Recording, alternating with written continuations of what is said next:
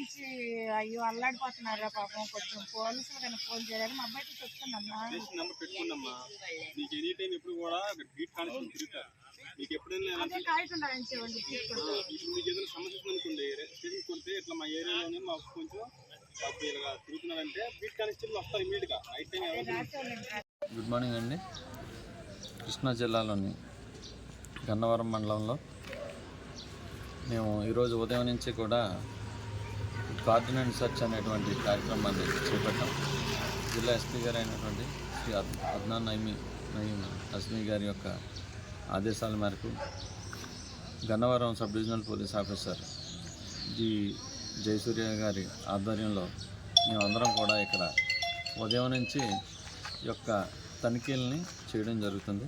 దీని యొక్క ముఖ్య ఉద్దేశం ఏంటంటే రేపు జరగబోయే 4వ తారీఖున జూన్ 4వ తారీఖున జరగబోయే ఏదైతే రాష్ట్ర ఎన్నికల కౌంటింగ్కి సంబంధించి ఎటువంటి అవాంఛనీయ సంఘటనలు జరగకుండా ముందస్తుగా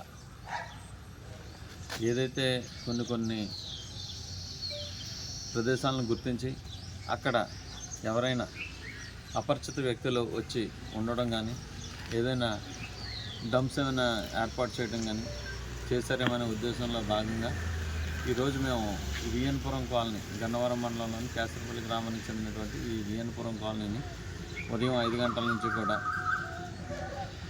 కార్డినెంట్ సెర్చ్ కార్యక్రమం అనేది చేపట్టడం జరుగుతుంది. దీంట్లోని మా సెక్టరీకి సంబంధించిన ఎస్ఐలు సిబ్బంది అందరూ కూడా పాల్గొనడం జరిగింది. అదేవిధంగా ప్రత్యేక దళాలు కూడా రావడం జరిగింది.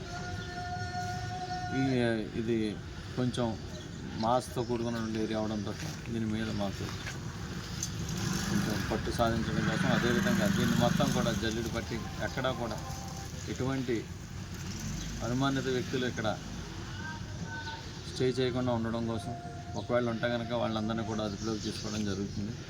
అదేవిధంగా ఏమైనా ఇల్లీగల్ యాక్టివిటీకి సంబంధించిన మెటీరియల్స్ కానీ ఏదైనా విషయం ఏదన్నా సరే దాన్ని వెలుగులోకి తీసుకురావచ్చే నిమిత్తం ఈ యొక్క కార్యక్రమాన్ని చేపట్టడం జరిగింది.